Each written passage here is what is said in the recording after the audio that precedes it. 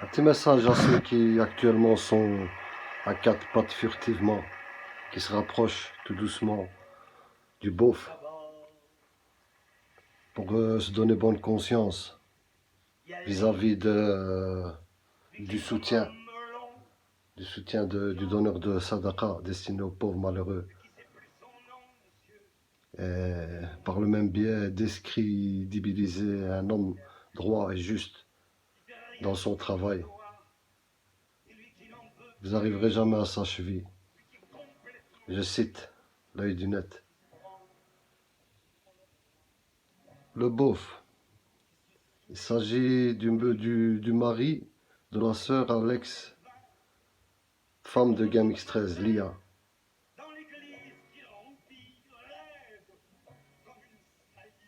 Qui était prêt à couler Lia par rapport au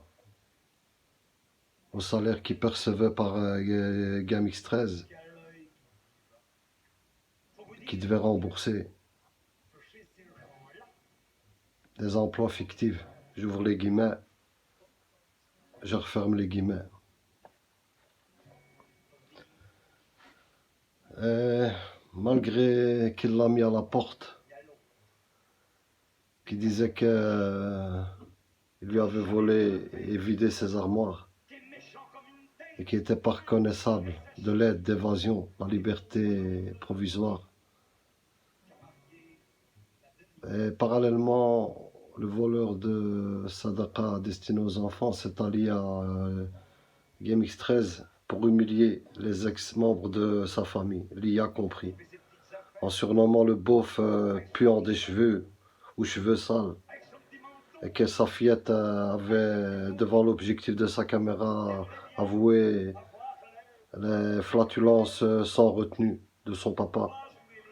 Ce qu'il avait monté le beauf le beauf avait monté de ses pompes. Il avait promis un octogone aux voleurs de sadaqa destiné aux enfants sur la place du village. Du coup, le voleur de dons a saisi l'occasion pour ses recherches de jeunes proies, pour vider leurs poches sur YouTube. Il a préparé une valise rouge en un quart de seconde, vu qu'elle était vide comme sa tête et son compte en banque. Maintenant que j'y pense, je crois que c'était une mise en scène, toute cette affaire. Soit l'octogone, il a été annulé. Il a été annulé. Tu penses bien que, sachant que le voleur de sadaqa destiné aux enfants finira la soirée aux urgences, ça m'aurait fait plaisir. C'est pour ça qu'il avait eu du soutien, le beauf, et sa petite famille. Je pensais qu'il faisait des petites vidéos tranquilles, ses petits jeux gaming. C'est ce que tout le monde lui conseillait à ce moment-là. Odein compris, l'œil du net aussi.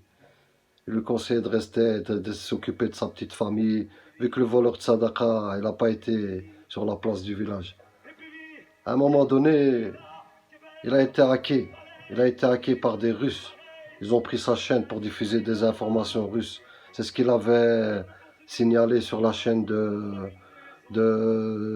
sa femme, la sœur de lui, Aurélie. Il avait mis ça sur la chaîne d'Aurélie, comme quoi il s'est fait hacker et tout. Ça, c'était un petit peu triste pour tout le monde, pour les gens qui croyaient que c'était un homme à ce moment-là. Et qu'est-ce qu'il a fait? L'œil du net, il lui a envoyé des messages de soutien, courage pour ta chaîne et tout, et tout, et tout. Et c'est ça qui est le plus important dans cette audio que je suis en train de faire. C'est ce moment-là qu'il avait contacté le beauf. Il faut remettre chaque information dans leur contexte et leur espace-temps réel. Et pendant cette accalmie, non, plutôt un peu après cette accalmie, leur père virtuel s'est fait larguer comme une merde dans les toilettes d'un train en marche, quand tu tires la chasse. Il s'était fait éjecter par la jeune Yasmina de 19 ans, qui, avec le recul, avait vu clair chez Gamix 13, un haggar, un manipulateur, un fornicateur maintenant, et un malhonnête qui soutient un voleur de sadaqa. Et puis à ce moment-là, c'était la réconciliation qui s'est faite naturellement, plutôt honteusement, entre lui et le voleur de sadaqa, le beauf et le voleur de sadaqa. Par la suite, le beauf, il a voulu faire le parrain de YouTube avec ses petits soldats de fer. Il faisait des raids sur quelques chaînes, notamment celle de l'œil du net. Et là, il a perdu quelques soldats, je crois. Il a perdu en honneur. Il a commencé à insulter. Il a même appelé. Il a insulté.